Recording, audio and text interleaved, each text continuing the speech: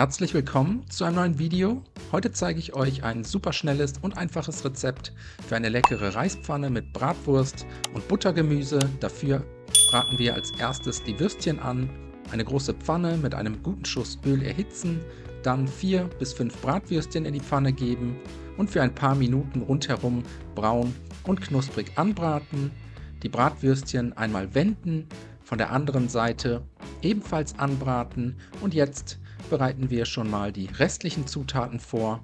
Eine Zwiebel abziehen und fein hacken, außerdem 1 bis 2 Knoblauchzehen ebenfalls abziehen und fein hacken. Die angebratenen Würstchen anschließend einmal aus der Pfanne heben, auf einen Teller geben und kurz zur Seite stellen. Jetzt Zwiebeln und Knoblauch in die Pfanne geben und für 2 bis 3 Minuten unter gelegentlichem Wenden glasig darin anschwitzen. Wenn das erledigt ist, kommt der Reis dazu, insgesamt 200 Gramm Parboiled Reis mit einer Kochzeit von 12 bis 15 Minuten, außerdem ein gehäufter Teelöffel Currypulver, 1 Teelöffel Sambal Oelek, eine gute Prise Salz, alles kurz mit anrösten lassen und jetzt gießen wir mit 600 Milliliter Wasser auf, einmal gut umrühren, zum Kochen bringen und danach mit geschlossenem Deckel für 6 bis 7 Minuten bei mittlerer Hitze köcheln lassen.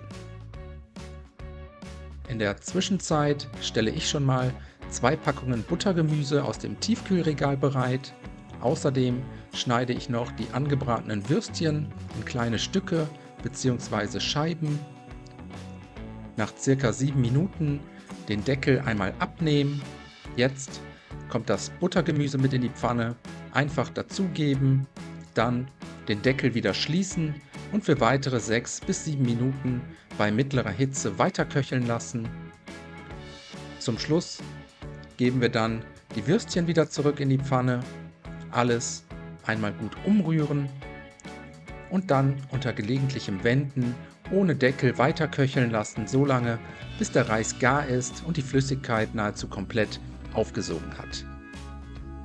Vor dem Servieren schmecken wir die Reispfanne noch mit etwas Salz und Pfeffer ab und danach können wir servieren, die Curry-Reispfanne vom Herd ziehen und dann wünsche ich euch schon mal einen guten Appetit, viel Spaß beim Nachkochen, bis zum nächsten Mal.